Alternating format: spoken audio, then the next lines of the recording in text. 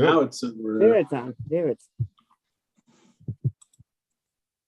I believe we are officially live on YouTube. Good afternoon, everybody. This is the Vermont State Senate Committee on Institutions. Today is February 23rd, 2022. I am your host for the afternoon's performance. I'm Joe Benning, the chair of Senate Institutions. Going across my screen, we are joined by committee members Russ Ingalls from Essex Orleans, Dick McCormick from Windsor, Dick Mazza from Colchester Grand Isle, and Corey Parent from Franklin County. We are live on YouTube with the treasurer of the state of Vermont, Beth Pierce, who is going to be talking a little bit about a couple of different things. We would love to have an update on the pension solution that has been proposed out there and talk about some other things. But Beth, I think this is the first time you are with this committee this year, or Yes. am I? Okay. For the benefit of those who are out there on YouTube, I make this speech to every witness when they come in. We have no idea who's out there listening. I am often shocked to know there are people out there listening, and some of them are fairly young, who are experiencing government and in the process of committee work for the first time.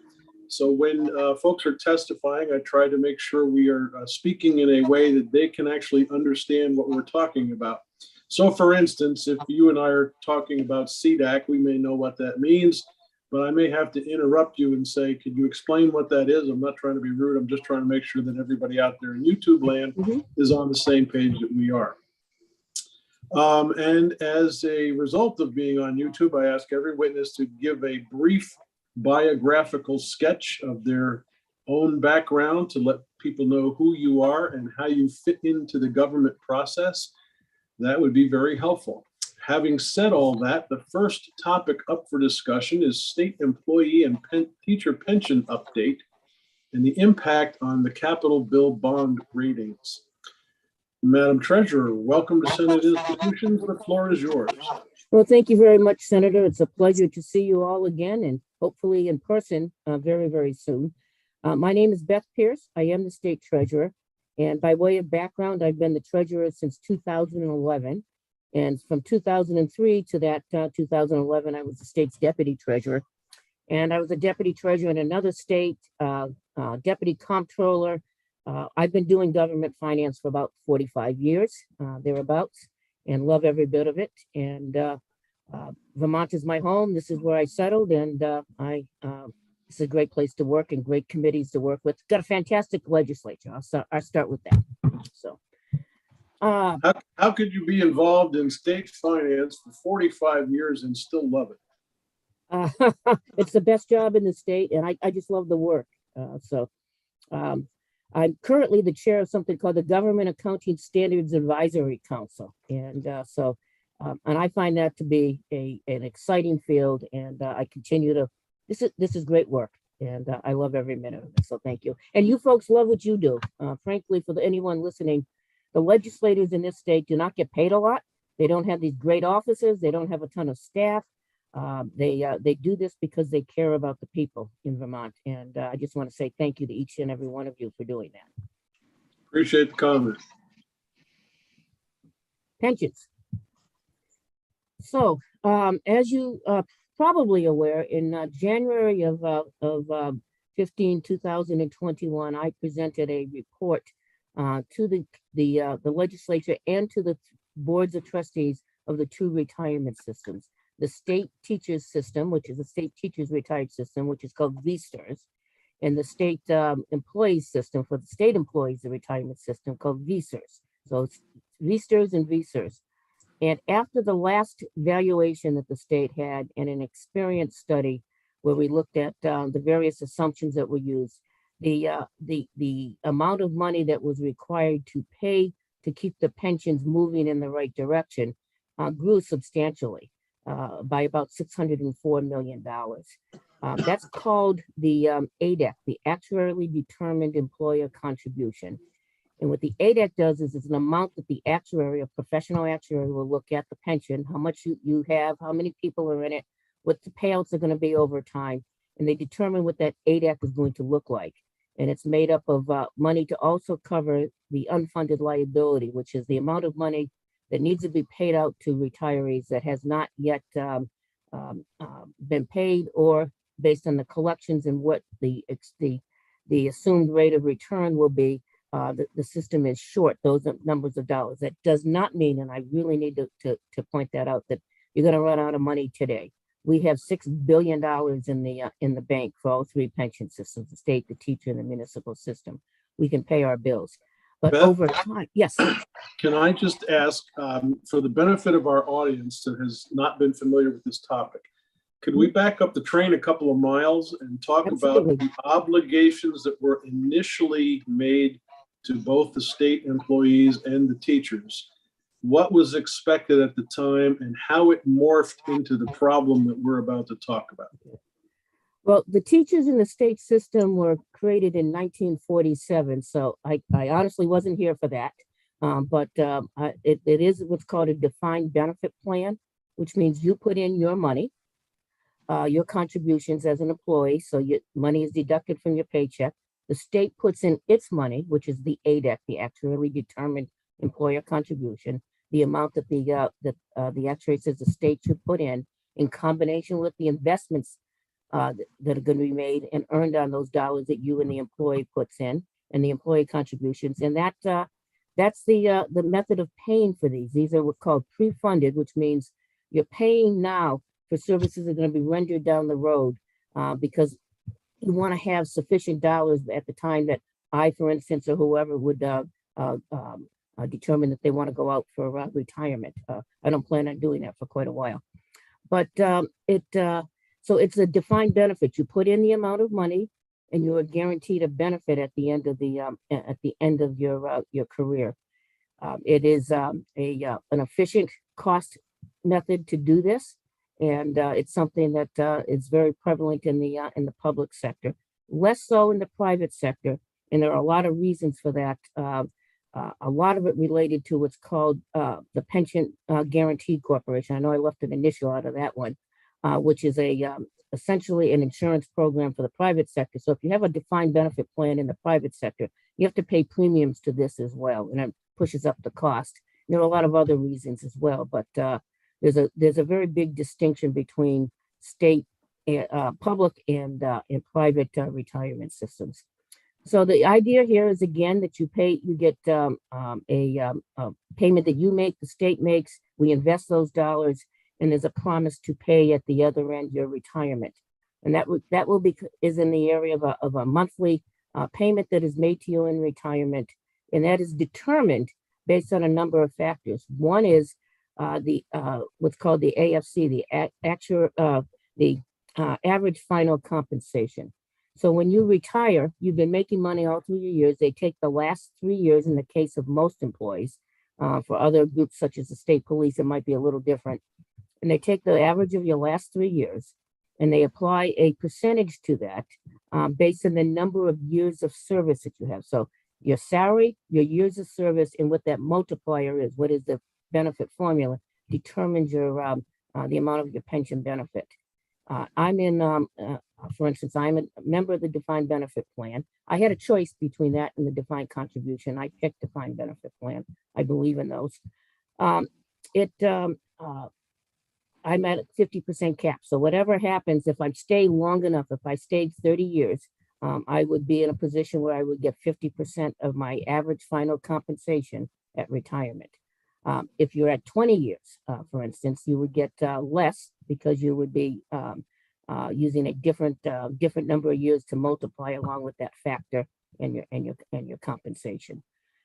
So that's how you get paid, and the components of it. So there are three pieces of it: the employer payments, the employee payments, and the return on investments.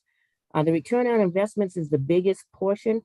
Typically, it's about 60 to 62% in across the country in the amount of money that's paid out to retirees. So when you get your retiree pension, and hopefully you get an electronic deposit and save a few bucks for all of us, you would 62 cents out of every dollar would have been through investment income. The value of a defined benefit plan is you get to invest those dollars, and they're professionally managed and you get the value of those to lower the cost for the taxpayer. So with respect to the way we started things out with a plan that was supposed to be working, what happened over time that led us to where we are today?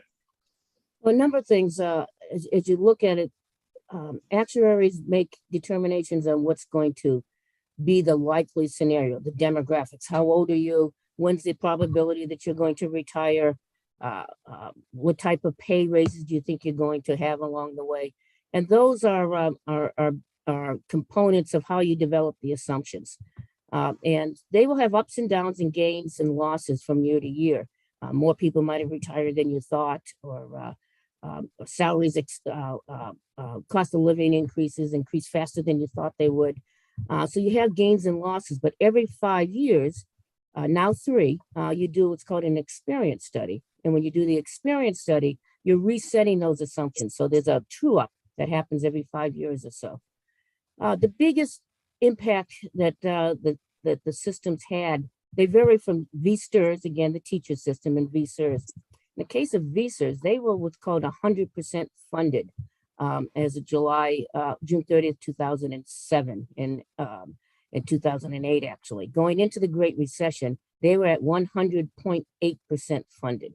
Not 108, which means that they had put aside all the money they needed to, continuing on to make your contributions every year thereafter to meet the projected benefit that would dollars that would be needed to pay for those pensions. Something called the Great Recession happened, and so they went from 100.8 into the 80s right away. Since then, there's been a number of different factors in terms of decisions that have been made, workforce decisions that have been made, changes in assumptions and demographics. And as a consequence, that system was showing some decline year after year instead of building year after year. And our analysis and our recommendations, we're really looking at how to mitigate those risks associated with the pension, one of which is the cost of living increases that are paid during retirement. So that's where you were with the state system. With the teachers system, it was underfunded. In other words, the actuary would come up with her or his analysis of what you should put in the pension. We'd convey that to the governor and convey that to the General Assembly, and less was put in. And this started as back in 1990 all the way through to 2007. In 1 year, the actuary set an amount, and we put in something roughly a third of what the actuary recommended. When you don't put the dollars in, you don't get the advantage of compound interest. And when you don't get the advantage of compound interest, the cost of that system will continue to rise. The teacher system came into the Great Recession at a much lower funded position than the state. So as you might imagine, they started from a bad spot, and also have had some considerable workforce issues since then. As teacher student ratios have changed, there's been reorganization. I don't think we've kept up on that side with the workforce issues. I did an analysis recently, and almost 50% of the increase related to the teacher system is related to retirement assumptions and workforce changes, turnover of staff when people are retiring, and a lot of that is under the the hood type of issues with respect to teacher reorganization and what's been going on in the state, and the impact it has on people's choices about retirement, the impact it has on school budgets. So a good almost 50% of the teacher system costs increases since 2011 have been related to that. The other piece in the teacher system is, even though we corrected how much we were putting in pensions, it's starting in 2007. And I do want to thank the administration at that time. The Commissioner of Finance was Jim Reardon, and he really worked with the Governor Douglas then to get us back on a path of fully funding the pension. The problem is that we still, even though we made that piece work, it wasn't until 2015 that we resolved the issue of how we paid for healthcare. We were essentially taking healthcare out of a sub-fund within the pension, but not fully appropriating it. So not only were we not paying the full amount, we were also taking $20 million or so a year at the time out to pay healthcare without fully funding that. In 2015, during the Shumlin administration, there was a change to essentially create a separate fund for the teacher healthcare. It's a retired teachers medical health and medical benefit fund. So every once in a while, I'm going to refer to it as RTHUM, which is again, we use acronyms all the time. But that was created to the idea of putting money aside, specifically taking it out of the mix into the pension fund, so it had its own separate fund, and hopefully over time start to put in more dollars to pay for not just current, which is called PAYGO, but for future retiree needs as well. And that's something that we've been working on in our office since for many, many years. But getting in 2015, we got to what's called PAYGO, pay your bills now, instead of borrow money to pay for it and put it on your credit card. And this year, and our recommendations, which the task force and hopefully the legislature ultimately will agree with, we've been advocating for something called pre-funding, similar to a pension fund. You put in those dollars, you determine what you're going to need, so you start paying down the future now.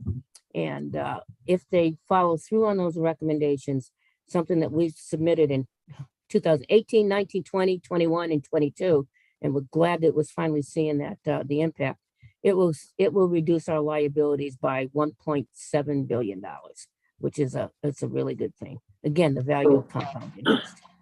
You've given a very good explanation of how we got to where we are. Yep. I want to loop it in now to the capital bill and how this impacts this committee's jurisdiction with respect to the ability to bond for the money that we get. Certainly. So when you go out in the public markets and you bond, so generally what this state does is what's called general obligation bonds. It's a kind of a plain vanilla, no craziness and bets on the future, variable rate bonds, for instance. It's you're bonding for money. So what you're doing is saying, give me the money now, and I will pay back that money in the form of principal and interest over time. And I always point out that this is not revenue. There's a tendency to say, oh, we can solve this. We'll fill this budget gap with X number of dollars of bonded dollars. You have to pay those back. All you're doing is moving a stream of cash flows forward to pay the bills in that case. What you want to do, bonding is fine, but what you want to do with bonding is use that for capital infrastructure, the bricks and mortars that help the state, and it will be used by multiple generations. So when you go out in the market, you're an investor. You want to be able to look at the market and say, should I buy the bonds from the state of Massachusetts, or Commonwealth of Massachusetts, the state of Vermont, the state of New Hampshire? I've got some dollars I want to invest. How do I determine which one I want to do? And part of it is obviously the rates. And a lot of the rate levels is determined by how you were rated, how your bonds rate compared to somebody else's. Also, obviously, the duration, a short-term bond versus a long-term bond, and also some of the particulars in terms of things like callback, when you can call back a bond earlier rather than and wait till it hits full maturity. But the rating agencies are the people that help determine how that bond is going to be looked at in the market by giving it a rating that has a big impact on its ultimate, the cost of that bond, the interest rate it's going to have. There are three major rating agencies. There's a fourth Kroll. We use Fitch, S&P, and Moody's, and they rate bonds, and they have municipal finance departments that do this. And when they refer to municipal bonds, it's states, counties, municipalities, fire districts, whatever it might be. They're all public debt is referred to. So occasionally I would say municipal debt. I don't mean the town of pick St. Albans, for instance, Senator, versus the state. They're all the municipal market. So they will evaluate your bonds on a number of different criteria. Pensions is one of those. Demographics is another. Your budget process. Are you constantly running budget deficits because you overestimated revenues and underestimated expenditures? What are those different factors that might go into a bond rating?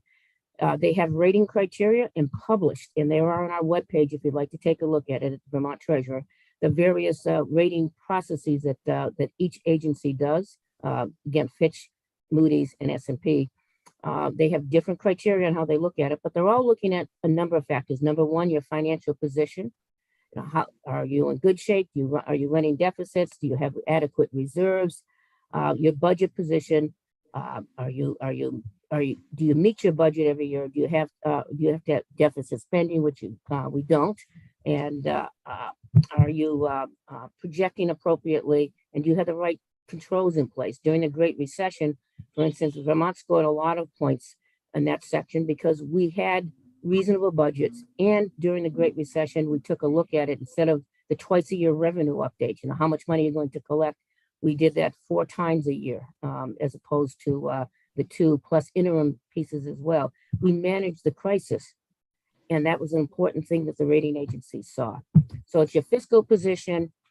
It might be the amount of debt that you have outstanding, which is general obligation debt in our case, also pensions, and also OPEBs, other post-employment benefits, which refers to healthcare. And that's where we made the big change this year with a proposal to lower it by 1.7 billion. So you look at pensions, you look at the overall economy. We're very different economy than, for instance, Maryland and or Oregon. So what is our economy? What are the stresses on that economy? If you have economy built on, let's say, all governmental revenues, states that have large amounts of federal reimbursement through employment through the federal government, for instance. During some of the over the last several years, some of the shutdown issues, people had concerns of budget constraints. People had concerns about states that might have a lot of dependency on federal employment, for instance. In our case, we're a small state. They take a look at our revenue and they match it up to our debts and say, well, it's a little tight. And that's where we've had some deficiency. So they look at the economy, they look at your budget process, they look at your financial condition, they look at your debt, and they provide a rating. And there's a rating scale. The labels on it differ from 1 to 1, but the highest rating that you can have is essentially a AAA rating. And until recently, Vermont had a AAA and 2, that would be Moody's and Fitch, and a AA plus, which is the next highest rating with Standard & Poor's. The pensions are an issue, and even more so the demographics of the state, the aging population, which is, when you look across it, New England is, with the exception of Massachusetts, is all having that same issue. I'm going to go over. I haven't had any food yet. Okay. Hey, Eric Philcorn, could you mute yourself? Thank you, sir. He sounds really bored, doesn't he? Yeah, he needs a good lunch. Yeah, I guess so. I'm going to blame it on you, Senator. You asked for the 101 here. So, hey, but so demographics are a big issue. The workforce is a big issue. And when you take debt and you look at that debt in relationship to the amount of revenue the state has, the number of people, the workforce, and as those stresses happen, they put more stress on the ability to pay those debts. So you look at pensions in relationship to the demographics. It was not a good mix. And we had a reduction, I believe around 2018, I'm doing this from memory at the moment, by one rating agency, the other shortly thereafter. So we're now at AA, the top AA, there's a tier in each one of those. So we're in the next notch down from AAA with 2 of them, and still at the AA plus with Standard & Poor's, but with a negative outlook on it at the moment. And so as we were looking at this, as we were looking at the big jump in the pension liabilities from literally from 18 to 19 and then from 19 to 20, the 19 to 20 numbers were the 604 million. There were changes even before that. We had begun to look at this over the last several years, really put it into high gear in 2019 and then higher gear in 2020. It was really clear that in combination with the workforce and the demographics that we needed to take another look at this. The boards asked me to do a report. I did so and submitted that to the legislature on January 15th, 2021. And it asked for fairly large cuts, $604 million of cuts in the unfunded liability between the two systems, and reductions of $97 million in the amount of money that the state would have to pay based on those reductions. So I know we're going to ask you to let us know how the plan is to get us to where we want to be. But I want to make one more connection. Our committee deals with the capital bill, and the capital bill is funded through bonded money. When I started on this committee about 10 years ago, my recollection is we had about 145 million that was at our disposal for spending on brick and mortar. Mhm. The last budget that we had was about $124 million. Yes. Obviously, we have been given a lesser amount as a result of the problems that you have been talking about.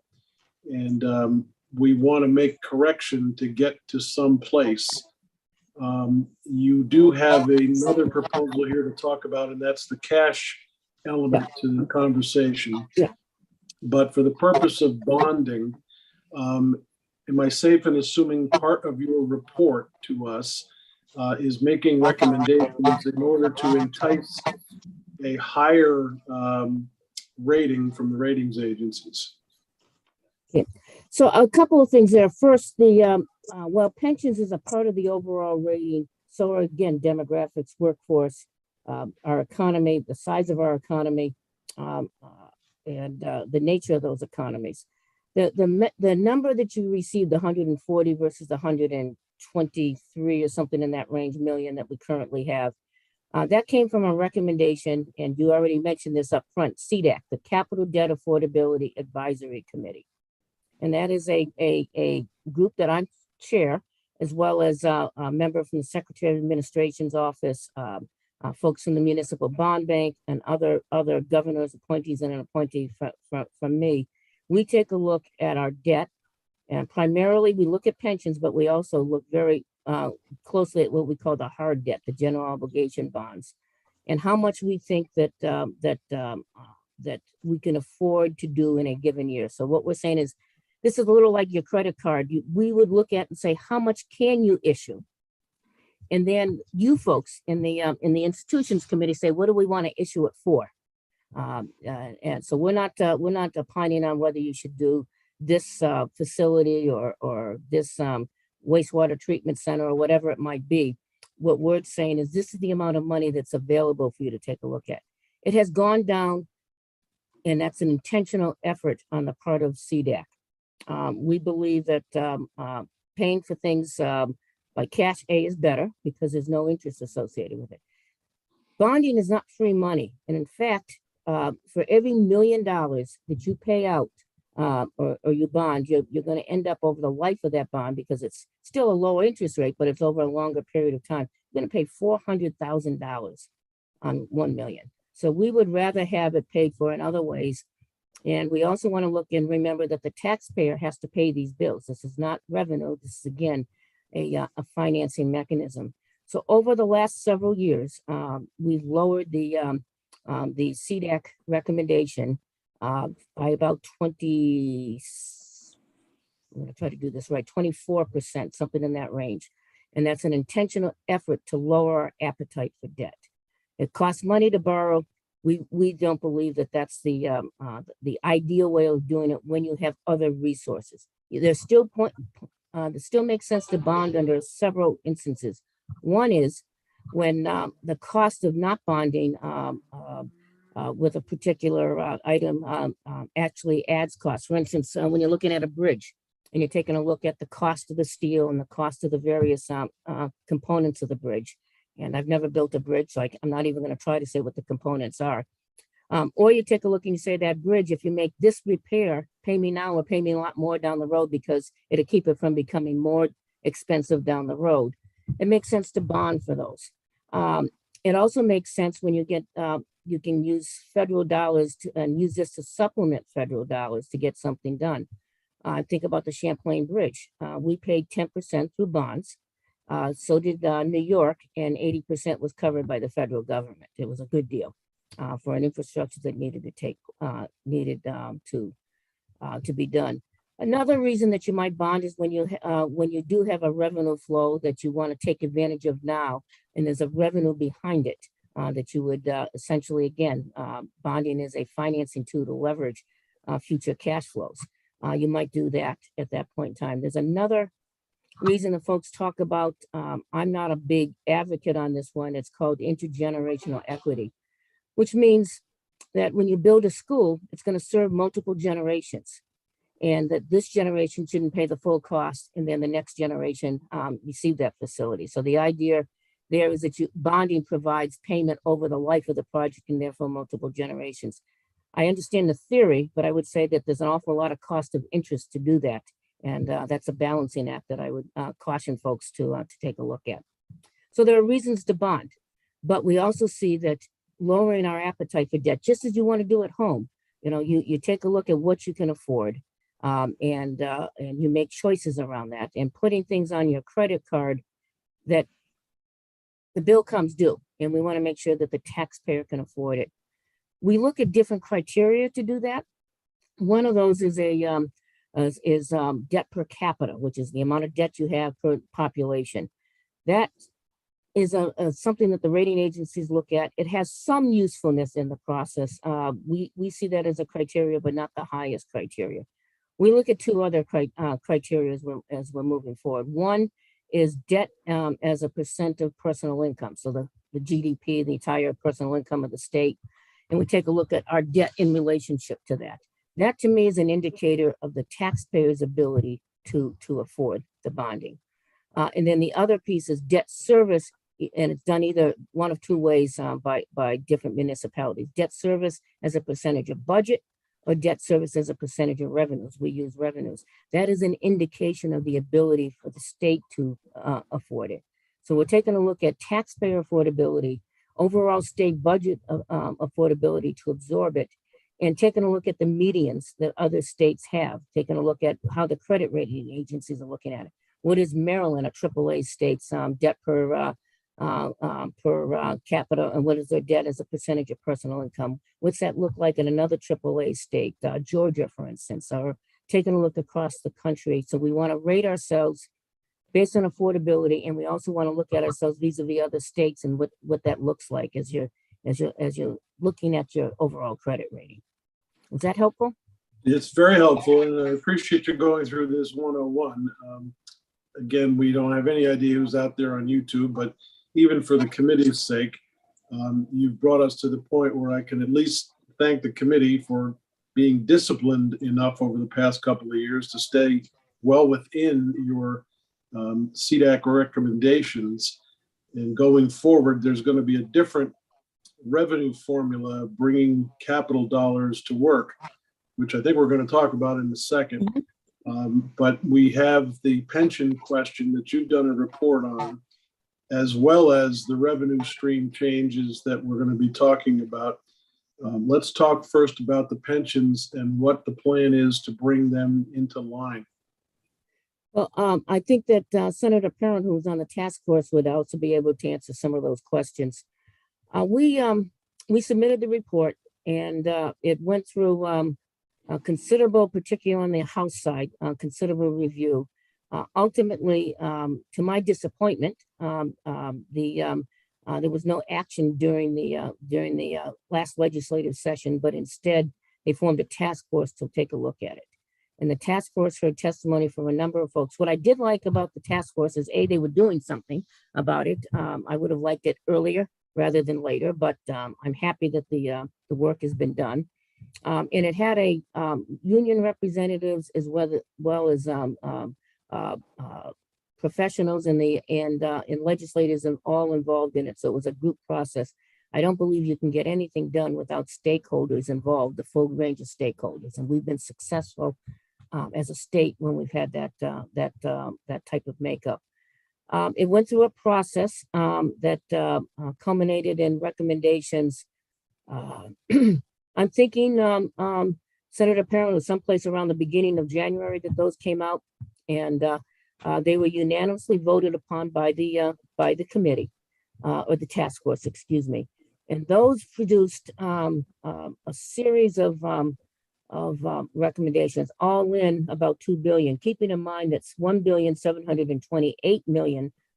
Excuse me, 1.7 billion dollars of that total was related to the OPEBs, the other post-employment benefits, i.e., retiree health care, per the recommendation of the Treasurer's Office. So that leaves about $293 million of additional recommendations. Of that 293 million, 200 million was revenue related, $125 million of a one-time infusion of cash to this teacher's system, and a $75 million infusion of cash to the state system. That leaves about $93 million of changes to the systems, primarily in the area of COLA as well as others. There's some additional dollars that come in over the years in terms of increased contributions by employees, and also a provision that over the next several years that the state will be putting in an additional $15 million, ratcheting over time per year, over and above what's called that ADEC, the Actuarially Determined Employer Contribution. So it didn't meet all of the criteria that we had, in terms of trying to get to a target of 604 million. And it was about 293 million, so about half of that. A larger portion in revenue input, as opposed to particularly in the area of COLA, substantial changes to that. It is nonetheless an increase in cash infusion, but and also some structural changes, which we welcome. I would always like to see more, but I understand a process that happens, and that through a process you end up with something that has taken us a step forward. And I appreciate the work that all folks have done, and I appreciate, Corey, your efforts in that as well. And from my end, it's a good bill. I would like the best bill, but we're moving in the right direction. Yeah, Well, there was a lot of noise in the press about the problem, but I've heard very little about the actual consensus that was arrived at. Joe, I would consider it the best we could get. Like anything we do in the legislature, I don't think the treasurer is off on her characterization. I don't think it's, solves the problem for a generation or two, but I think it solves the problem for 5 or 6 or 7 years, maybe. Yeah. Well, you've arrived at consensus in a step in the right direction. I mean, that doesn't mean that the conversation stops, but there's been a lot less noise in the press that at least I've noticed. And I guess now would be a good time. Let us know what have the decisions brought us to. Senator Ingalls has his hand up first, though. Ms. Pierce, thank you very much for your work and your explanation. You have a way of explaining it so that everybody can understand it, which is very, very helpful because it's very, very complex. So we're really battling here. We're battling to make sure that we pay people the retirement that they're planning on and counting on. And so as you and Corey have just explained that, we come through a situation where it's probably not the best situation we can get, but at least we've brought a little sustainability back into the plan. Should we be talking about divesting where we actually invest this type of money just because we don't like what the type of investment is? There's something called fiduciary responsibility, and I would think that as hard as we're battling to keep this sustainable, that we shouldn't be trying to pick and choose stocks based on political beliefs or anything like that. Is that anything you can comment on? Oh, absolutely. Thank you for the opportunity. And you got to call me Beth, please. We're all going to be working together for a long period of time. So Thank you. Please. Divestment is a subject that has had some, as you mentioned, Senator Benning, that there have been periods where you have a lot of high publicity. And back in 2014, this was a very big issue. And At the time, there was a lot of push for the state to divest.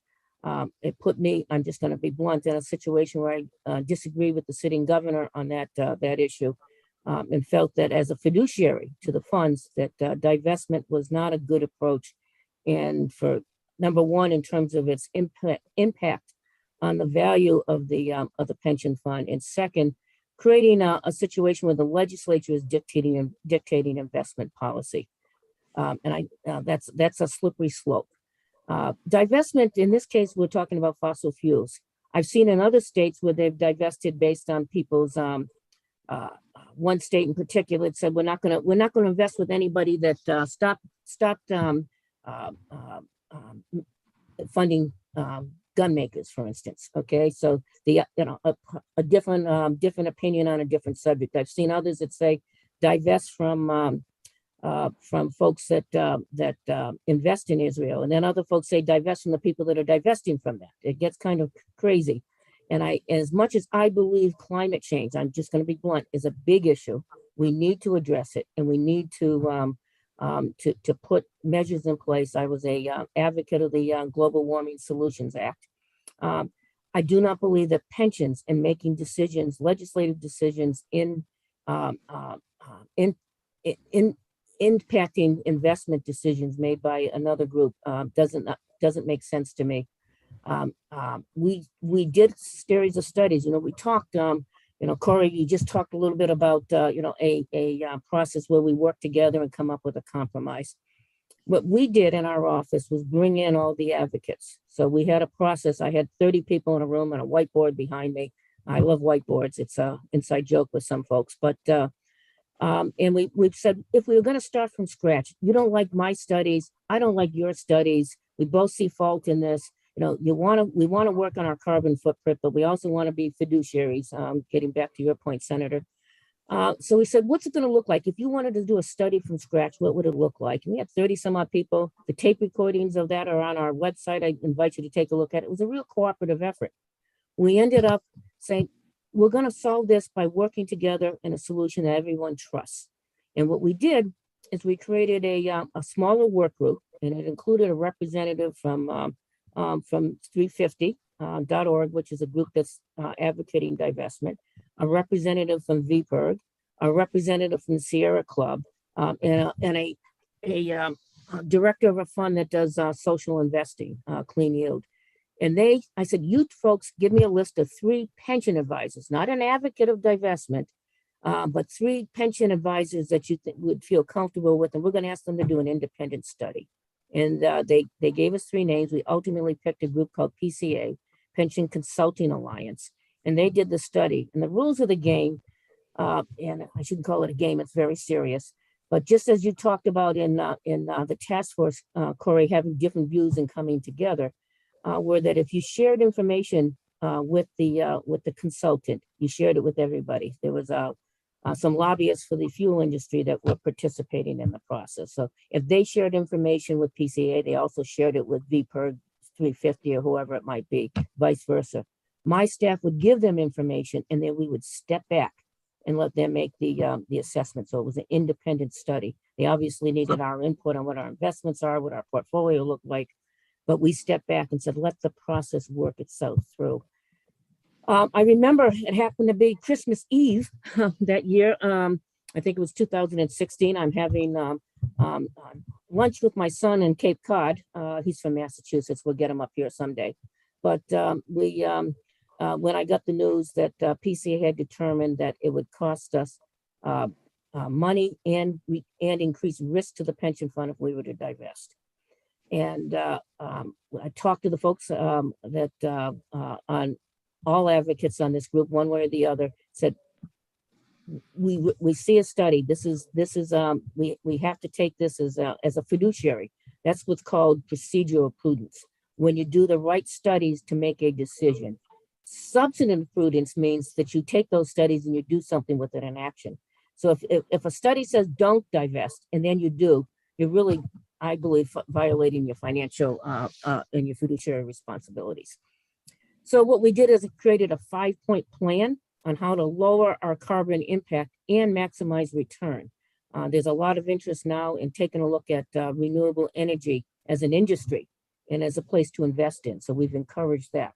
We've looked at our carbon footprint, but we've also said to managers, you make your decisions, but we want to see how you integrate risk, whether it's climate risk, whether it's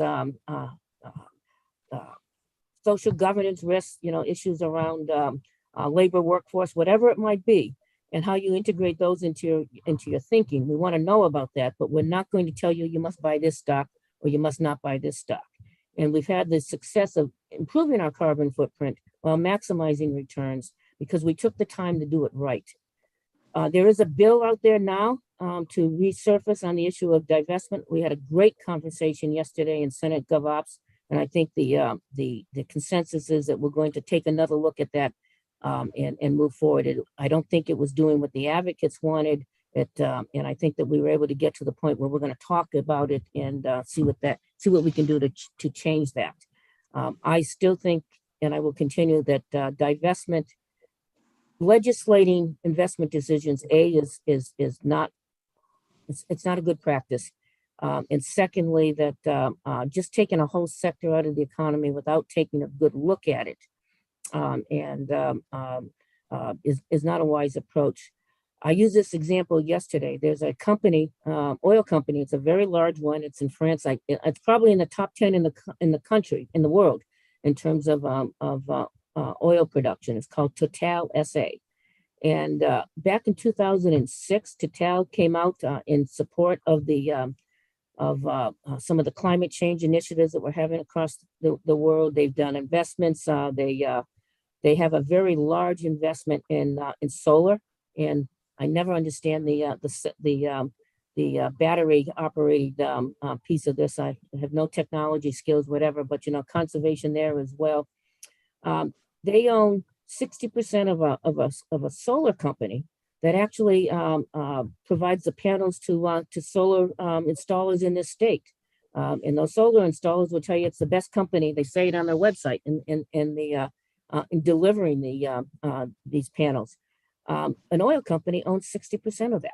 And when that company was having trouble back in, I don't remember quite the year, 2012, 2014, solar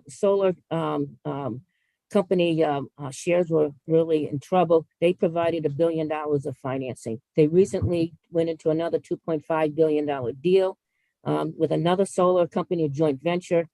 This is a company that's looking and transforming themselves. They're looking and saying the world is changing and we need to change with it. And there's an opportunity here in terms of new strategies about the future of energy, and they're going to make the change.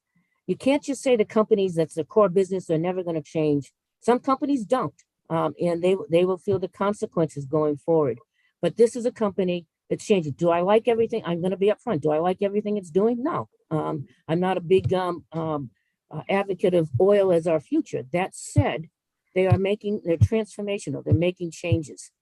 I'm old enough to remember, we were talking about age before we started. I'm old enough to remember Ma Bell and what the phone company looked like back in the 70s. The industry transformed itself. And we have a very different communications industry than we did back then. Companies can transform themselves. They need a little help. They need a little bit of jabbing from the side. We do what's called engagement. We vote our proxies. I've actually gone to Exxon meeting in 2014, met Mr. Tillerson, and had a conversation about renewable energy with him. And we voted our shares for a particular bill about carbon disclosure.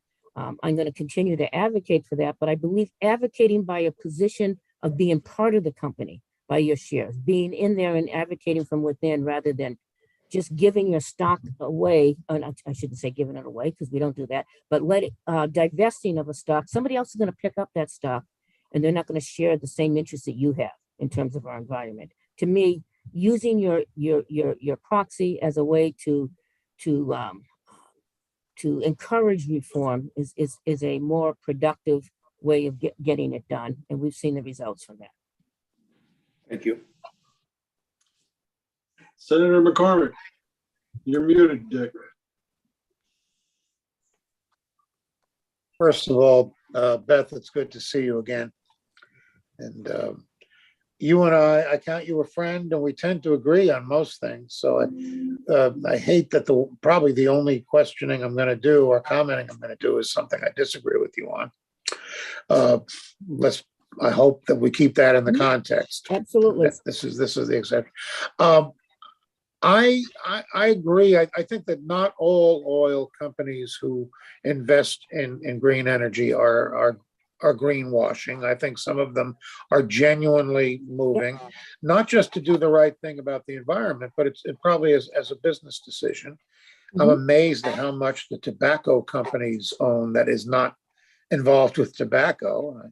I think they're reading the writing on the walls, and the idea of the legislature making the investment decisions. I don't think anyone in the legislature thinks that we can decide what are the better, more lucrative investments. But I do think that and I'm not going to take a lot of time on this. I just want to make this point that as important as our fiduciary responsibilities are, there are things we simply would not do, no matter how profitable. And I think most of us, when we find out how the massive connection between American industry and Nazi Germany, we don't like that. That's a part of our history we're not proud of. And I think the great statement about fiduciary responsibility comes from Cornelius Vanderbilt when he said, "The public be damned." And that wasn't a peevish explosion. That wasn't a temper tantrum. He was being lectured about the importance of the public interest. And his answer, the public be damned. I have a fiduciary duty. I don't know if he said that, but that's the way I've always taken that comment. And of course we have a fiduciary duty, but I do think there are things we just would not do no matter how profitable. And the other thing is that and you might comment on this, and you probably know more about it than I do, but I understand that there are, in terms of people's personal investments, there are investment programs that are, green investment programs or socially responsible, and that they tend to do pretty well, because there are companies that do bad stuff that get into trouble for it, and it gets quite a. What are the Sacklers paying now? Was it how many billions of dollars?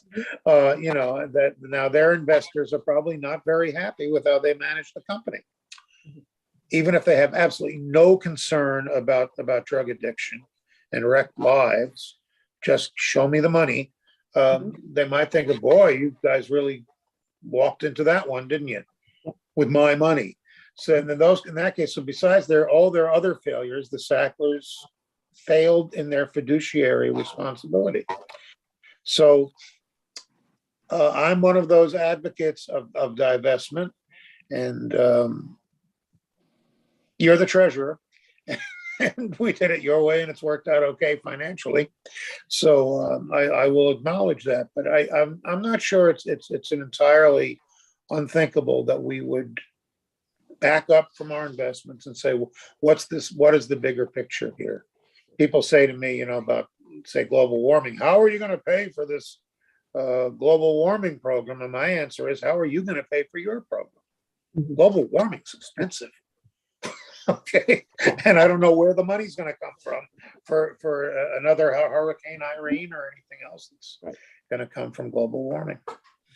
Well, I'm going to try to bring it back to bonding in a second, but I would agree with you that that climate risk is a critical point, and you and I agree on that. That's why I put together a 5-point plan, which VPIC adopted, Vermont Pension Investment Committee. Commission. I knew you would get me, Senator, if I did define the term. But we have put together a plan, and it's working. And we've made changes in our carbon footprint and still made money so that we can pay those retirement benefits. What I always say is I want my grandchildren to be able to breathe clean air, but I also want them to have economic security. And I believe you can have both. And that's the direction we're working in.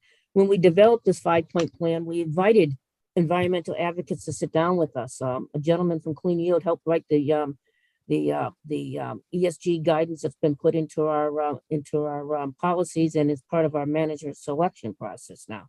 So we've embraced folks from all viewpoints in there. What I was mentioning before, and it was just a quick, what I've seen on the divestment horizon, you can have a very different view in another state. I'm trying not to name a state and a treasurer I was thinking of, that very conservative view that you should divest from things that would be diametrically opposed to what we have here.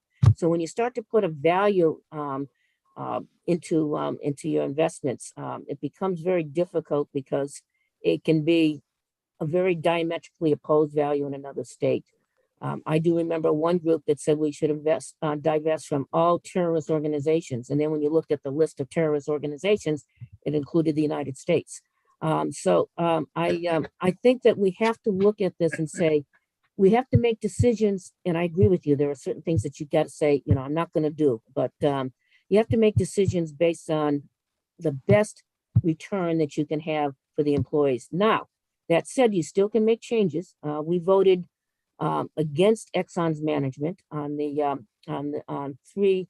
We voted against Exxon's management on 2, and they had 3 activist managers put onto their board of directors. The first time in Exxon's history that they've had their managers, their board of directors rejected any membership. So 3 out of the 12 members. That was led by a group called Engine Number 1, a hedge fund, a small hedge fund firm, and they got the states behind it, including Vermont, and also some of the big investor groups. I don't want to name names, but some of the very big investment funds that you've heard about, and they were able to pull it off. I refer to them as the little engine that could, but they really made a difference there. And we were able to do that. And part of the reason is just going to be blunt here. We think that Exxon has doubled down on oil, whereas other companies are looking at ways to diversify. When folks say, well, it's a dead industry, you shouldn't invest in it. Our investment managers aren't in there to make a loss. They're looking at where they can make investments and make money. That's to their advantage to make money. And it is to ours to work with them and also find ways that we move forward on the issues that are important to our future, like global warming. I believe and I'm going to bring this back to bonds now, Senator. One of the reasons I supported the Global Warming Solutions Act was because the way the rating agencies are now viewing climate change. It is a discussion in every single rating agency call that we've had. It's on the list of topics that they want to look at. One of them, I believe it's Moody's, bought a share of an environmental metrics company. Now, they're not doing this simply because they think it's a good investment. They're doing it because they want the data. They want the data on how we are viewing risks associated with climate risk and how that impacts people that are investing in our state and buying those bonds. I would look at it and say, investors also going to do the same thing. They're going to look and say, is this a place that has good risk mitigation around this, whether it's our floodplain or whatever it might be. So they're looking at it from an economic side. So when I testified about Global Warming Solutions Act, I talked about the economics of it. When I talk about global warming, I talk about the economics of it. When I talk about bonds in general, I talk about the economics for the taxpayer. For me, clean water. When we wrote our report on clean water, and I thank the legislature for making the appropriate funding changes to make that happen, we wrote it from the economics. At that point, it's certainly larger now. Tourism was about a $3.3 billion enterprise for the state, and about $300 million of fees and incomes coming from it. You don't have clean water, and you're going to have a different dynamic there. It's about safety, it's about health, it's also about the economy. So what we do in our office is look at the economic side of it. And again, as I said, every single rating call that we've had, I remember talking to the Maryland treasurer a few years back. She said, we're looking at our list of questions. And she said, I've got climate change. I said, so do I. They now changed their view on that, and they're putting that into the mix of questions they're asking. We need to be prepared for that. We need to do the right thing regardless. But I think that we are doing that, and we've had very good answers for them on this state about how we're addressing that. I think I'll take a moment just to not necessarily counter Dick, but have another side to the conversation to say, through the years that I've been watching you, I've been very impressed that you have done a wonderful job trying to balance not only the economic questions, but the environmental questions and trying to proceed forward. And what I've seen you resisting was any kind of automatic reaction to politicians who come and go, frankly, and also respond to whatever political wind is blowing at the time. But the mere fact that you invited the entities that you did to gather and then come up with 3 people that could be sitting to perform the analysis on their behalf, I thought was a brilliant move on your part to try to keep an interest in both sides of the equation. And I think that's been very appreciative. And I know there are people out there that are frustrated, would have waved a magic wand and we'd have cut everything in whatever their particular list at that time was of concern to them. But that's, I think the Achilles heel in that kind of approach is that you run the risk of running afoul of basic fiduciary responsibilities. And Yep. I just want to say I've appreciated what you have done to try to strike a balance through the years. I appreciate that. And I think that you folks are doing the same. I think that when we look at the task force again, I think that would I have done something different? Yes. Would the person over in the employee group do something different? Yes. And the reality is we work together to find a solution, or they work together to find a solution. That's what we did in this project. Vermont is best when it works together. You look back to Irene and the way communities came together. I was so impressed with that. I went to Waterbury to help during that period, and I was, I'm taking in the food things. We were inventorying them, getting them all out there. I said, I'm going to go to Bethel the next day. I couldn't get up. I was so sore, to be honest. I mean, it was different work for me, but I watched the community come together. And I saw that down in some of the communities that were hardest hit, Wilmington, for instance, and ways people came together. And I think that that's something very special in this state. Getting to your point, Senator, when I look at the institutions in DC and I see the division, doesn't matter who's got the votes, the type of division that we've had over the years, things don't get done, and you lose the fact that you serve all of the citizens in that. And, when you go into your ideological stance and you don't look beyond that. And I think that good government, which is what I see in Vermont, is when we all work together to find a solution and don't get caught up in our ideological placeholders there. And I want to say that this committee has been a very good partner with us. And I want to say thank you for that. So it brings us to our last topic with you, which is a new potential solution to an ongoing problem. And I'd like to talk about the new cash fund that has suddenly appeared in our revenue stream. Sure. So as I mentioned earlier, for every $1 million that we do in bonding, ultimately it costs us about $400,000. And when I look at it, I think the mantra that I have is, well, 2. One, that's try to do what we can to get off of our appetite for debt. And secondly, I'd rather earn interest than pay interest. And so what we tried to do here is it's something that is to create a second way of paying for that capital infrastructure through bonds. I actually presented this idea back in 2011. I remember the comments at the time is, oh, this is a great idea. It wasn't, I'll go to that in a minute. But we can't afford to do it right now. We don't have the cash. We have an unprecedented period of time in terms of our revenues. And as the governor said, and as the speaker and the Senate president have all said, this is a transformational period of time. And this is an opportunity to do this. When I said it was a great idea, it was my boss's idea way back in the 80s in a town that I worked in. And about a dozen towns there have actually opted into this as well as an approach. So what it does is it starts to create a cash account to accumulate dollars to do capital projects, and that you would do bonding where you needed to, but this account would replace that in as much as possible, and at the same time continue to have a balance that earns interest. go back to the higher education trust fund that the state has. We invest dollars that were appropriated by the legislature, as well as some other small amounts that come in from different sources. And what we do is we have a standard principle that says you cannot disperse more than the accumulated principal over the years, the appropriations. But we're able to use the dollars from that to pay for scholarships for post-secondary education through VSAC, through the UVM and the state colleges.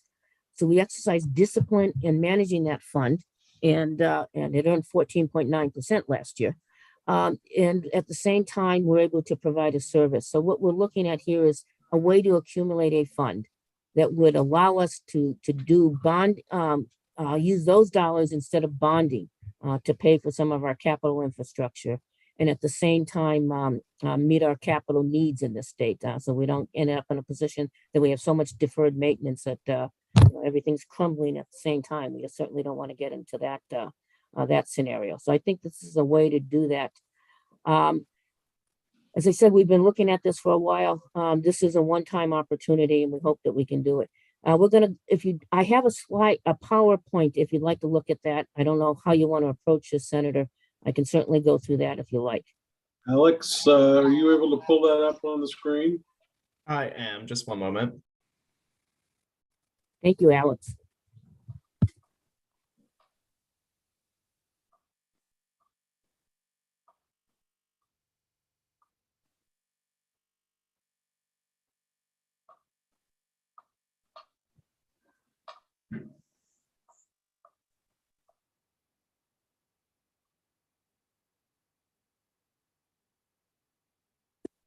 Excuse me. There we go. All right. So this is the presentation we did on the other side of the aisle. We should have probably changed the name and had yours on it, but we'll do that in the future. If you go to the first page.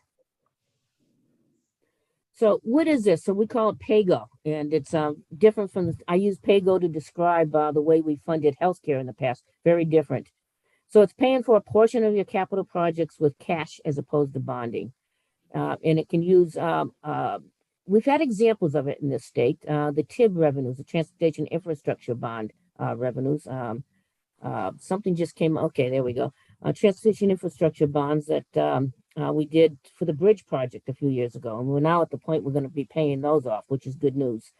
And several years back, I was not here for this, but 2001, after the bonding was done and the capital budget, the governor at the time said let's use $34 million of cash and lower the amount of dollars that we needed to use for borrowing, which was a good move. So we've had examples of it, but not a real sustained process. If you go to the next page, please.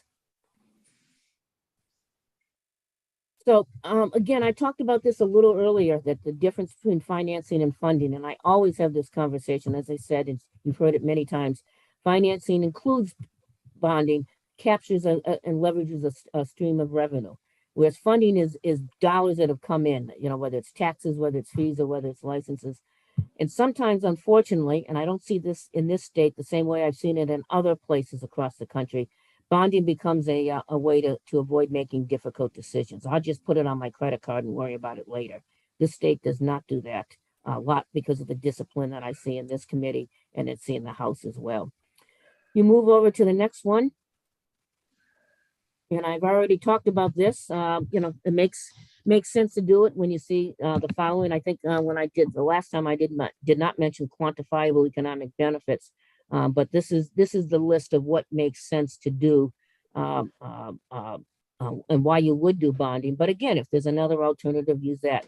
And at the bottom it says, but let's say, however, and then go to the next page, please. PAYGO has some real options, using dollars. It reduces the costs associated with the bonds. Again, the interest payments pose a real cost to the state. That $400,000 per million is extraordinarily high. Even when the investment is favorable, interest rate environment, bonding over a 20-year period is expensive. From our move, involves bonding again, as a stream of revenues that can be used for current use. When we did the housing bond a few years ago, which I thought, by the way, the first one was a good move to really accelerate and give a bump into the affordable housing area and give it a push, which it did.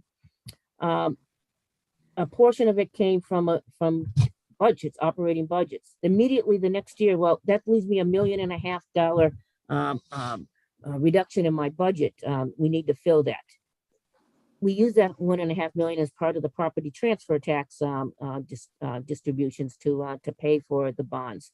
So we have to remember that what you borrow for, you got to pay in the future. Paying for with cash is the way to go if you have that option. And move to the next page. So we wanted to create what's called a capital expenditure cash fund, CECF. That was this proposal is supported by the administration. They named that, and they are going forth with their own specific proposal about the dollars involved in it. We support the concept and we support the bill as it stands. And this does have, by the way, the endorsement the other day of the capital, the CDAC, Capital Debt Affordability Advisory Committee.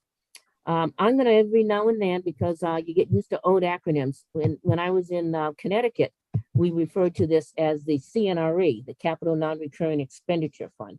So every now and then you're going to hear me say CNRE, and I mean CECF, just to make things more interesting for the person that doesn't use acronyms.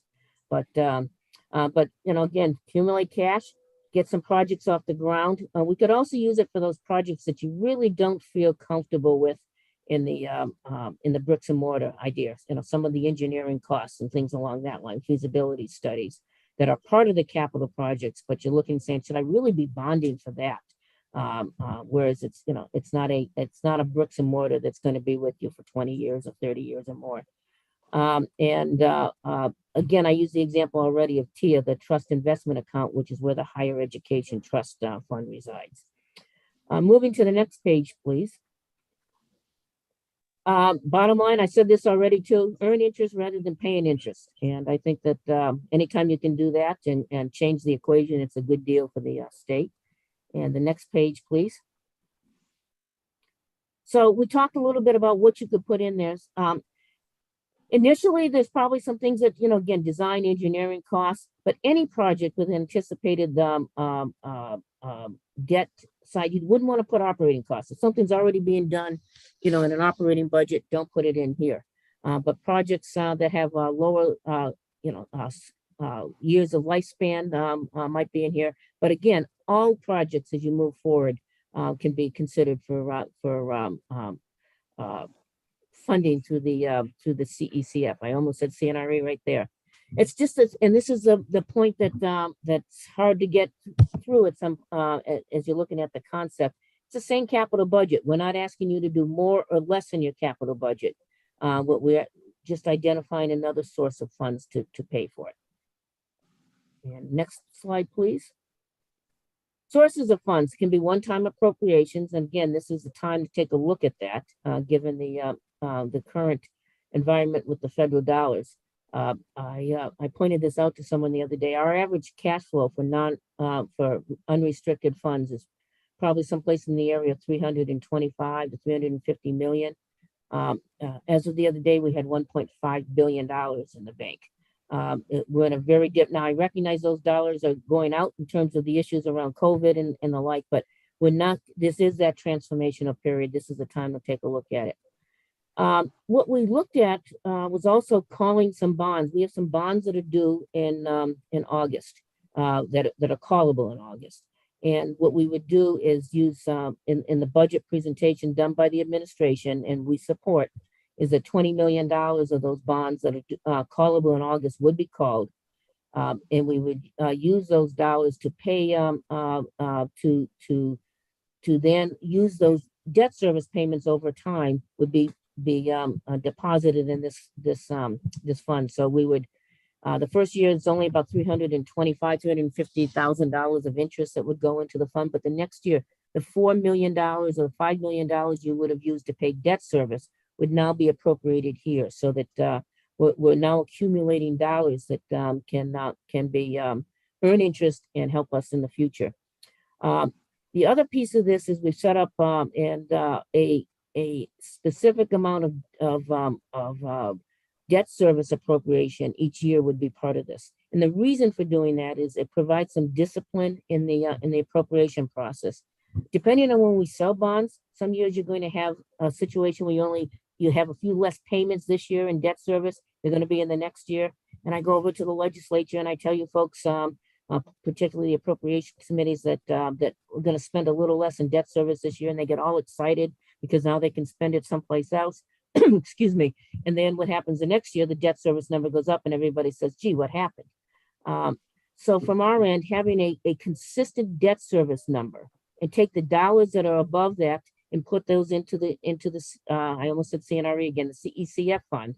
Or in the other option, if you have enough balance in CECF and the debt service went up for some unusual event, you would be able to use some of those dollars from there to pay that. So it stabilizes it. It makes it easier from a base budget process to anticipate your appropriation needs from year to year.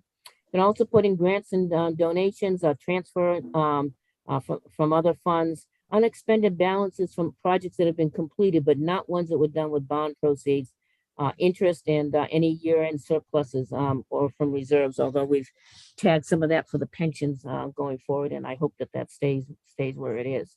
We go to the next page, please. That set amount, as I said, in the debt service, that establishes an appropriation, again, as a percentage of revenues. I believe what the administration has proposed is a 4% of the prior year's appropriation. And again, that's a general fund appropriation. And that 4% would cover the anticipated debt service going forward and create some dollars that would go into the CECF. And it would create that, as I said, a base budget that's predictable from year to year, stabilizes that appropriation, and it's just good practice. And moving on to the next page, please. Right now, the plan would be to appropriate $20 million to redeem the bonds that are callable in August of 2022.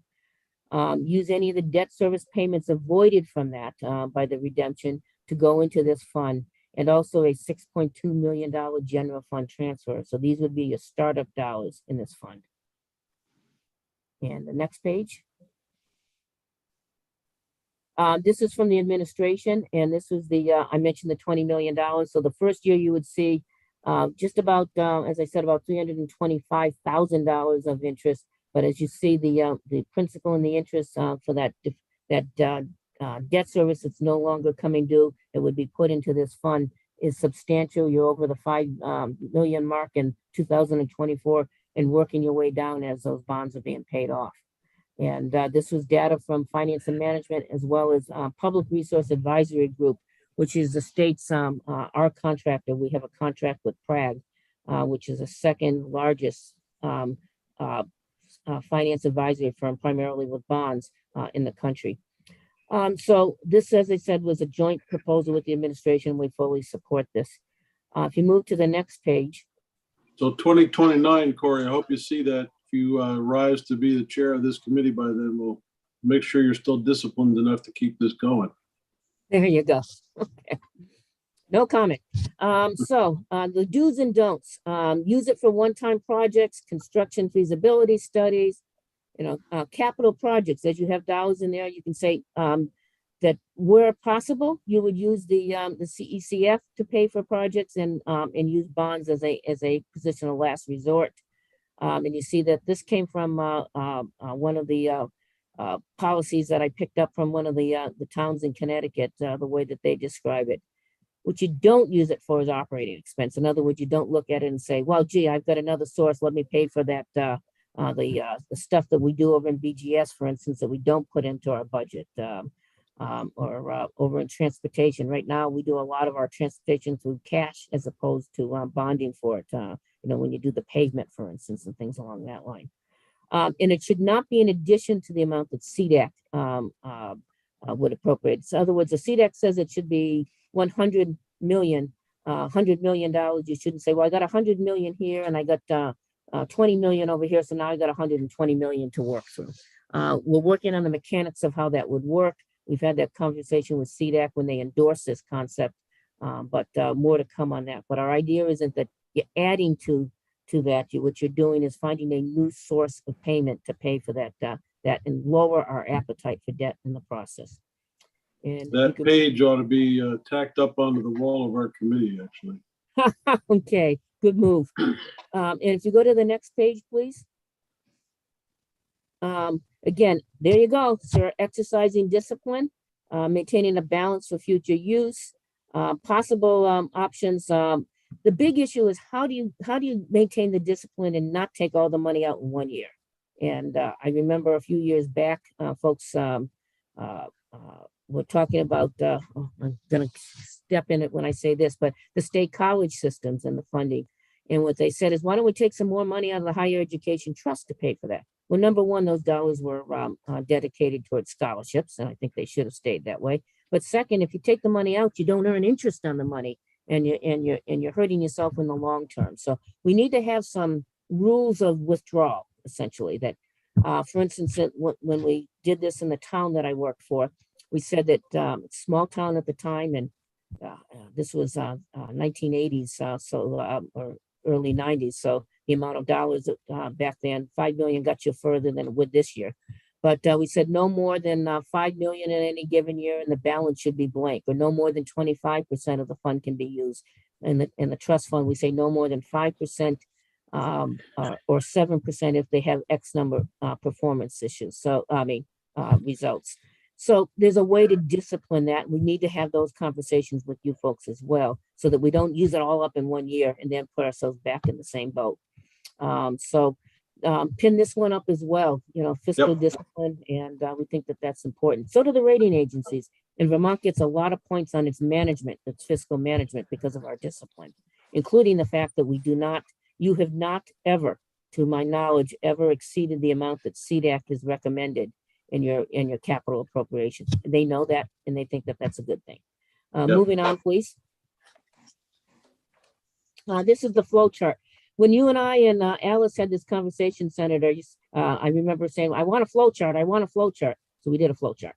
And so if you take a look at that in the initial, again, redeemed 20 million, initial transfer of 6.2 million, and then ongoing, not this year, but ongoing, a standard 4% of the prior year appropriation dollars that would go in. We'd use that to pay debt service. Any surplus would move to the capital expenditure cash fund. And if there's a deficit that year in the debt service, if you've got a decent balance in the Cecf, you can use that to pay for it and not have to ask for additional appropriations. Monies from reserves, transfers, reimbursements would go into this. You would maintain that minimum balance and accumulate dollars. And again, that's going to require discipline. And then you folks do your thing in terms of the capital project budget. And then we look at the sources of funds, whether it's the capital expenditure cash fund or bonds being issued. Even though, again, I say funding, it really is financing on the bonds. And the bottom line is that same budget, different sources of payment. And again, it has the advantages that we've talked about: lower the interest costs, stabilizes the appropriation, reduces debt financing costs. When we go out to bond, there's all sorts of other costs associated with it. Gets projects off the ground that might have to wait otherwise. And I think also it creates a situation where if you do have an emergency, you've got a pot that you could use to take care of a project. Unfortunately, we've had more emergencies than we can deal with at different points in time with our changing environment. Say that, Senator McCormick. I think there's another page or two to this. Yep. National trend. I just wanted to point out that as we're looking at this, and this is an old report. This was done, or actually the next one's an older report, but this is stuff that NASBO, National Association of State Budget Offices, does, and taking a look at how much is done by bonding and how much is done by pay-go. And you can see that over time that pay-go projects are becoming a bigger piece, and people across the country are lowering their use of debt. And we think that that's important. And what you don't want to do, on the other hand, is have what's deferred maintenance. You know, you say, I can't afford the bond right now, but then you wait for that that building to get in really bad shape, and it will cost you more in the end. We need to have that balance with in terms of maintaining our inventory and not getting into the habit of deferred maintenance as well. To go to the next page. These are examples of state initiatives, and this came from that 2014 report. And 22 states have either formal or informal processes for pay go. They list us as having an informal process. My presumption is it's related to the things I pointed out earlier, the TIBs, and perhaps that 2001 influx of 34 million. Other states do not issue bonds at all. The former treasurer of Nebraska and I were on a committee together, a national committee, working with the Uniform Law Commission. He's a former lawyer, so he kept track of all, down to the 15-minute, billable hour time we spent on that. But they didn't have debt at all. It's a constitutional, except in certain circumstances, they don't issue debt.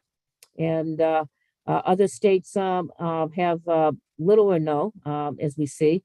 And other states like West Virginia use the funds to do the school building authority. Massachusetts has a school building authority built on a small percentage of the sales tax. It's been a long time since I've looked at that one, but there are ways that you use these dollars on pay-go to do some of the long-term bricks and mortar that you're trying to accomplish. Moving on. And this, I'm not going to even try. This is that 22 states and what's in there, and gives you some sense of what they're doing. It was suggested to me I show what other states are doing, so we've put those into the PowerPoint as well. And if you move on to the next page, other state. This came from Prague, again, our financial advisor, that what some of the states are doing now, in addition to that 2014 report. And see some of the efforts there. And I think we're at the end, but let's just make sure, one more page. And then again, I worked in Connecticut. I worked for that town at the top, West Hartford, which is AAA rated, by the way. And then I looked at the pay-go strategies in the various towns there, looking at their capital budget documents as well as their financial policies. And we're able to use some of that as we put this cobble together our approach here.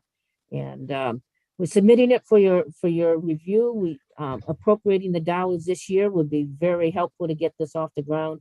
As I said, I drew this on a piece of paper in front of the House Institutions Committee several years ago, and the answer was, well, we can't do it now, but it's a good idea. It's still a good idea, and we have the dollars to do it now.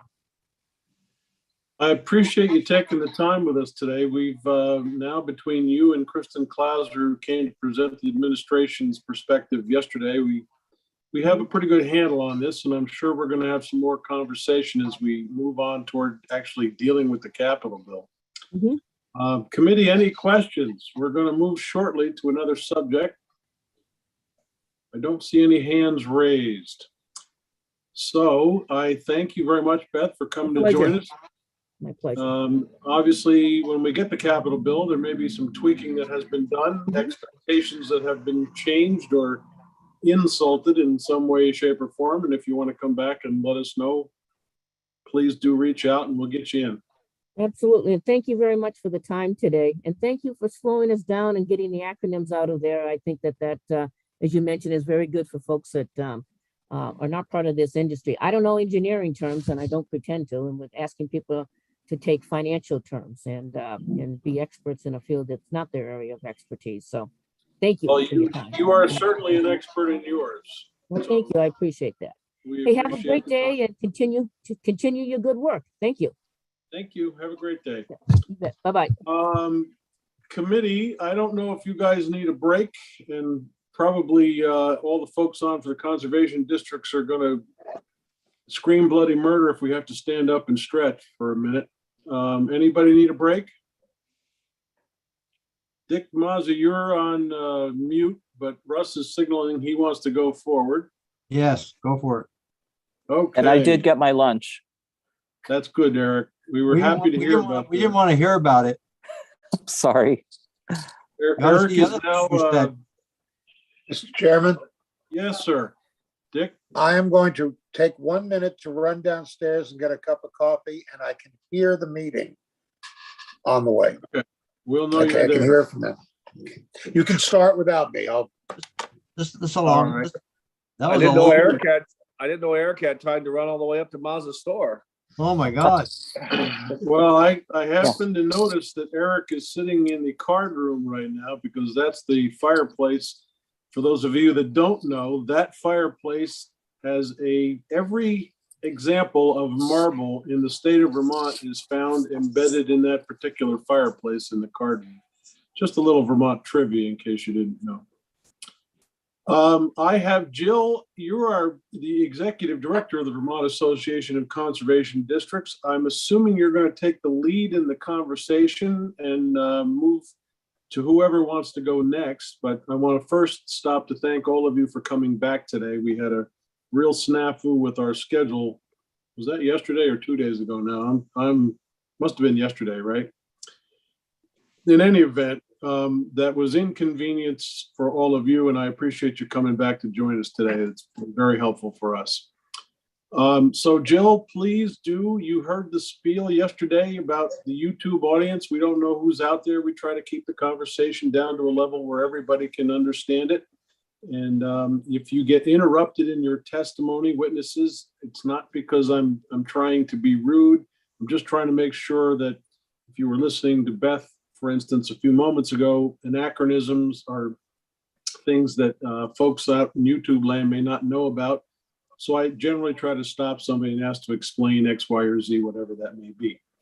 And also, when you start, if you could give us a brief biographical background as to how you fit into this process, it would also be very helpful for our viewers. Dick?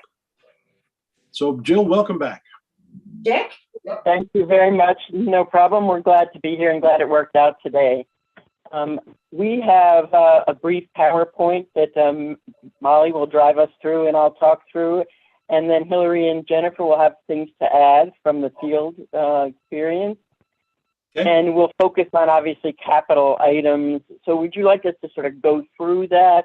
That'll be about 10 or 15 minutes and then open up for questions. Does that make sense?